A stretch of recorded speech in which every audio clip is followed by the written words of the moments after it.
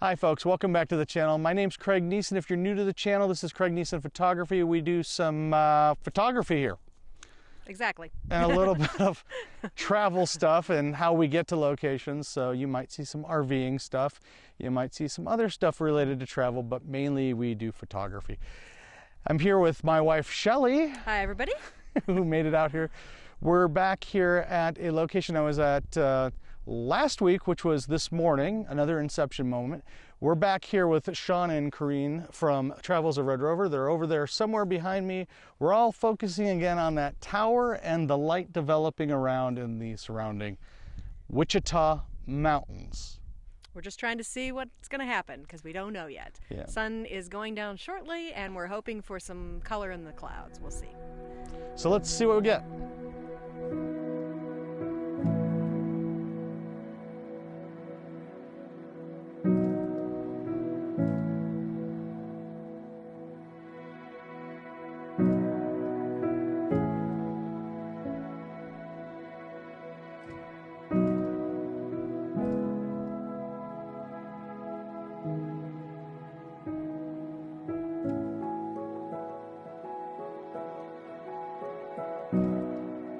So we headed up here with Shawn and Craig from Travels of Red Rover to try to photograph the moon over the tower.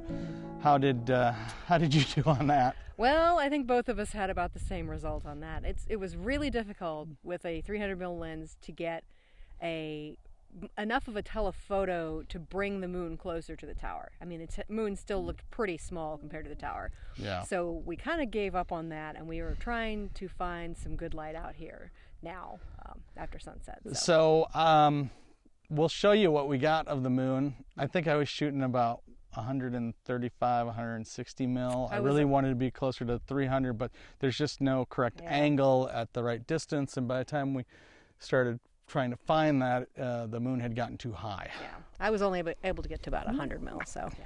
Well, you're also on a crop sensor. I think it's a 1.7x crop on your Pentax. Yeah. So we'll show you those photos here. So here's my take on the moonrise over the Jed Johnson Tower. We all had the same problem. We couldn't get far enough back from the tower to fully compress the moon and the tower together, to make the moon seem larger than life. Shawn did a really great job of doing a composite over on his channel, so go check that out if you'd like to see what we were all hoping for. He's got a great video on it. This is the raw. Here's the processed.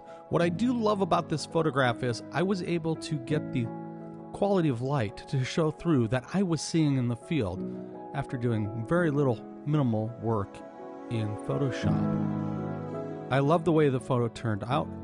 I love the fact you can tell it's the moon and not just some little pinprick on the photograph. I just wish we could have gotten back farther to compress it. Have you ever worked with those conditions? Let's talk about this. Have you ever tried to photograph the moon rising over a structure and just couldn't get the compression or the photograph to compose correctly for you? So here are two of Shelley's takes on that same moonrise. I love the fact that she got the path in there, and it does act as a leading line. Like I said, none of us really came away with the shots that we really wanted. We just couldn't get far enough back with our telephoto lenses to compress the moon in the photograph. So I literally just shot a panoramic of all this just a few minutes ago. Yeah, I'm back there, and I'll walk you through the deets on that here.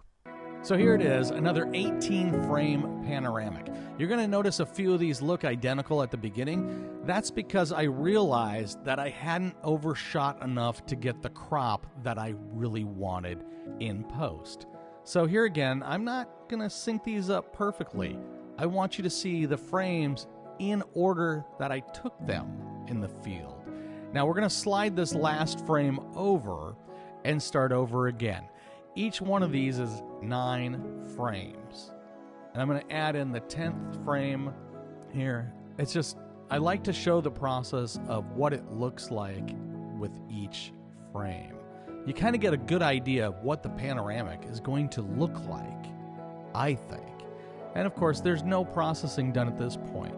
These are just the raw individual frames, all 18 of them. We're going to slide one more time so that I can stack the last frame on top of this one. So that's the very last frame. So that's the far end of the panoramic. This thing is massive, but all of my ultra-wide panos usually are. It's amazing how many frames I can put together. This is the RAW as it is stitched together in Lightroom. The white banding around the two sides indicates where Lightroom didn't have enough overlapping information to create that area. Yeah, so it's not perfect in camera. That means I wasn't perfectly level on my tripod. But when you look at the RAW versus the process, which the process is on the top, all you need to do is crop in a little bit. That's why I say overshoot your panoramics. If you do, you'll be happier with your results, even on a tripod. I am ecstatic at how well this turned out for the conditions that we had. Yes, I would have loved to have had some belt of Venus or some reddish glow on those clouds, but this is an awesome panoramic. Let's talk about it down below. How do you do your panos in the field? Let's get that discussion going. So we're working on our last compositions of the evening. I've actually chosen Mount Scott, which is straight behind us here. I'm hoping to get some reflected light on those clouds up in the sky. Shelley, what are you looking for? I'm looking for some nice light behind the tower. We're hopeful that that's going to happen, so we'll see what happens. If it does, here's those photos. So here's Mount Scott as shot from the Jed Johnson Tower. It's kind of flat, don't you think? Yeah, it's a raw image. It's also just a little bit off on its horizon, if you notice. And there's that nasty dust spot that keeps showing up in everything that I've shot. But this is the raw. Keep that in mind. We had a really fun time hanging out with Shawn and Craig from Travels of Red Rover. Here's the processed one on the right there. Yeah. That's what I was seeing. That's what I was loving. I would have loved to have that on my Pano shot.